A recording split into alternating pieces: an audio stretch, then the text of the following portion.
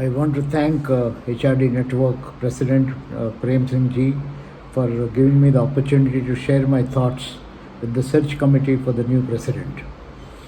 I must first of all congratulate Prem Singh, the Executive Council, the Secretariat and all those for keeping National HRD Network very live, expand its activities, increase membership and get into a large number of fronts.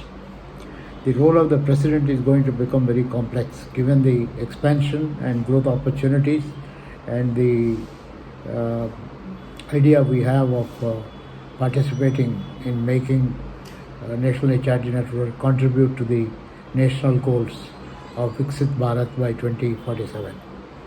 So the role of the search committee to find a new president becomes extremely critical and very important. I have had the good fortune of participating as chairman of a search committee for one of the IIMs, to find the chairman of the IIM, and about 5 of us worked very hard across about 2 to 3 months, maintained a lot of records, contacted a large number of people, and I am just coming out of very recent experience of this. The search committee therefore has a very important responsibility of conducting the search process, following all the norms and regulations and so on.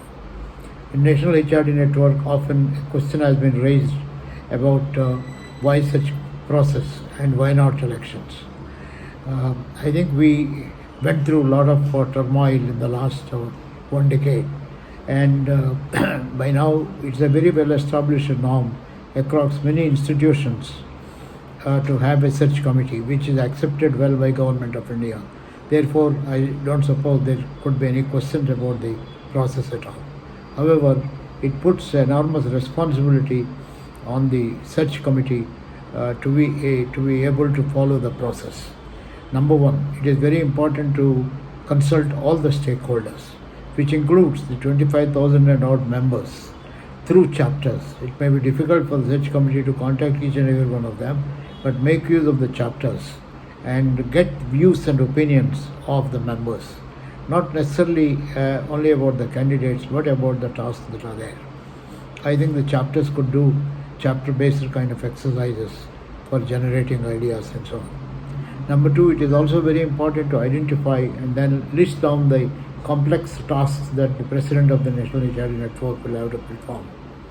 I think the most important task of the president is, besides expanding both within the country as well as outside the country, its activities and operations, also to manage its finances, particularly liaising with the Secretariat.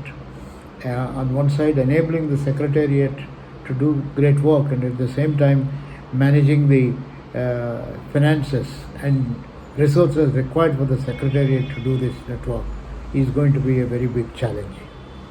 In this context, I must say that the search committee should be very objective in terms of their search, and normally in IIMs, once the institute or the board decided to have a search committee, the administration keeps away from the discussions and deliberations of the search committee, except to facilitate them.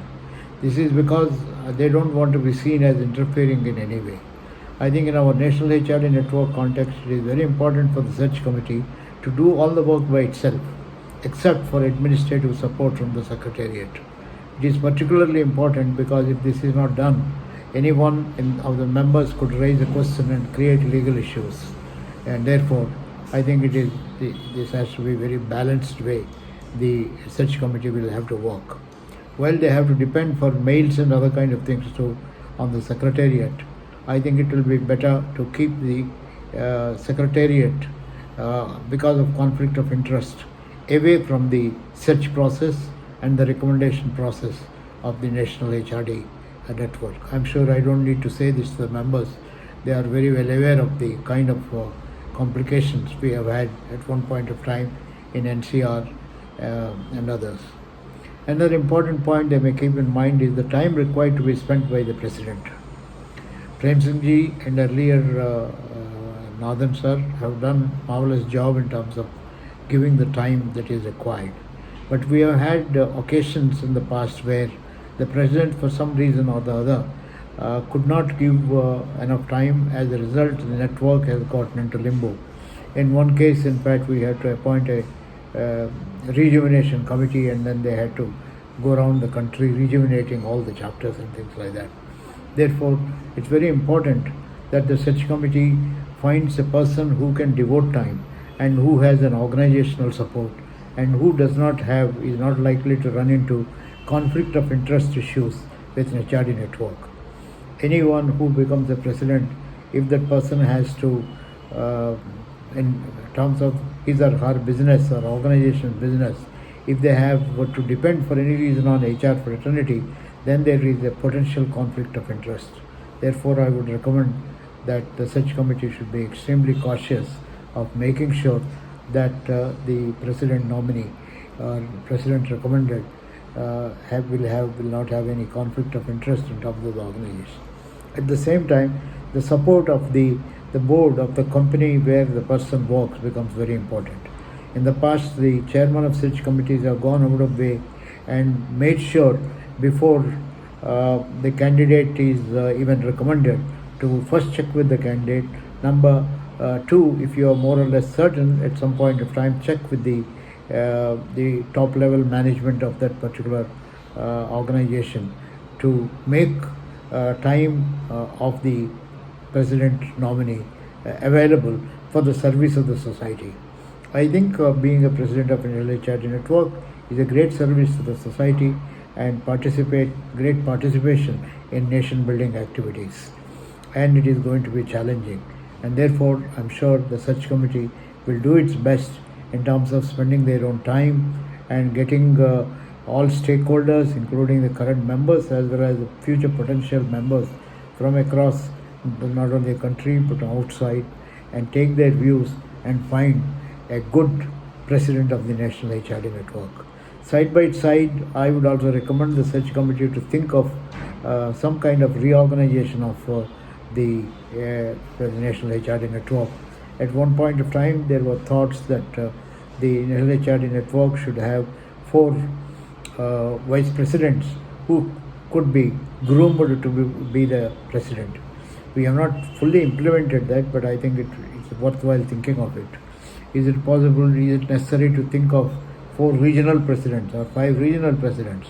In which case, I think it will be shared responsibility, and the job of the president becomes that of coordinating, inspiring, improving, impacting, and so on. I think these are some of my thoughts, and I want to wish you all the best. And I want to thank Prem Singh ji once again for giving me this opportunity to share my thoughts. Unfortunately, on 20th, I'm not likely to be available because I am traveling and I probably will be without a Wi-Fi system. I want to wish you and I thank you for taking up this great responsibility, and have a wonderful day. Any point of time you want to connect with me, I'll be very happy to give my thoughts. Thank you.